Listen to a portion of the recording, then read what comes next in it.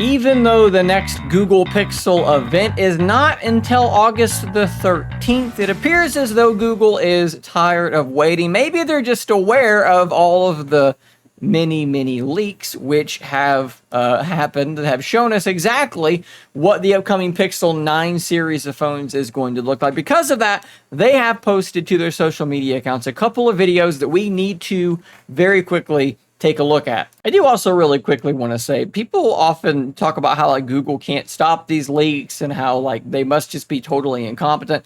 Let's push back on that a little bit. I'm quite confident that a lot of these things happen intentionally. I think that this is their version of a marketing campaign, because what it does is it allows people like myself to go, "Ooh, look, a new leak." And then we get excited, and then we make a video and we talk about it, and then you guys watch it, and it's kind of just an advertisement for the phone. I think it's intentional. I think it's fun. I enjoy talking about these leaks, and I think you guys enjoy watching the videos about them. So I think that's better than just a regular advertisement. Maybe I'm crazy. Maybe that's a bit of a conspiracy theory, but I think it's intentional. So this is the first one. They're really pushing this Gemini stuff, right? So here's Gemini. They're asking it to do something for them, write them a breakup letter. It's a little bit silly. It's a little bit strange to me, but whatever. Like I said, they're pushing the Gemini stuff really heavily. And you might think, watching this, okay, where is this headed? Who really cares? But then you start to get the outline of a phone. And as we let this play forward, you can see Gemini is running on a phone. The phone then turns around. Really nice look at that flat side rail, the flat edge, probably an antenna band there. And as it turns, you can get a good look at just how massive that camera bump actually is. Let's go frame by frame. Boy, howdy, look at that camera bump. And it rotates the rest of the way around. And that is the Pixel 9 Pro. Unclear if it's the Pro XL or not.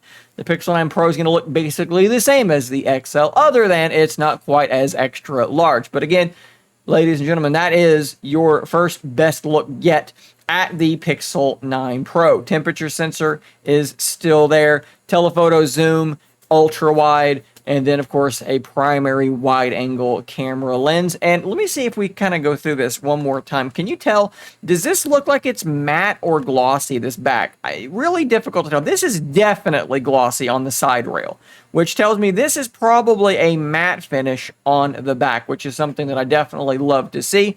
I don't know why the side rail is going to be glossy, though. That's going to be covered in fingerprints. Have we learned nothing from devices like my Pixel Fold, which, as you can see here, if I lock it again, look how just glossy and fingerprint covered that is. Not a huge fan of that, but looks like they're going to be sticking with it. That's pretty much what you see here. Pixel 9 Pro, again, probably not the XL variant then. We start to zoom out just a little bit, but I don't think that we really get a whole lot more. Probably see the power button up there, and that is about it. But that wasn't it. They weren't done there, because they went ahead and they posted basically the same exact video again, but this time we're getting our first best official look at the Pixel Fold 2, which does now have the name confirmed, Pixel 9 Pro Fold. Dear old phone video. And again, okay, so here we go. Let's go back here and start. This is the cover display of the Pixel 9 Pro Fold. You can see that the corner up here is that is a very like large rounded corner on the display. It comes over here to a similar rounding, but then you have this kind of corner up here where the frame of the device is. You can kind of see how thin this hinge area is compared to what we had on the Pixel Fold 1. This is actually kind of similar in this area to the Pixel Fold 1. While I was editing this, though, I noticed a really big difference between the original Pixel Fold and the new Pixel Fold 2. Yes, it does have a very rounded screen that kind of meets a more squared off edge of the actual like body of the device. But look at the hinge on the original Pixel Fold. Look how kind of flat and rounded it is.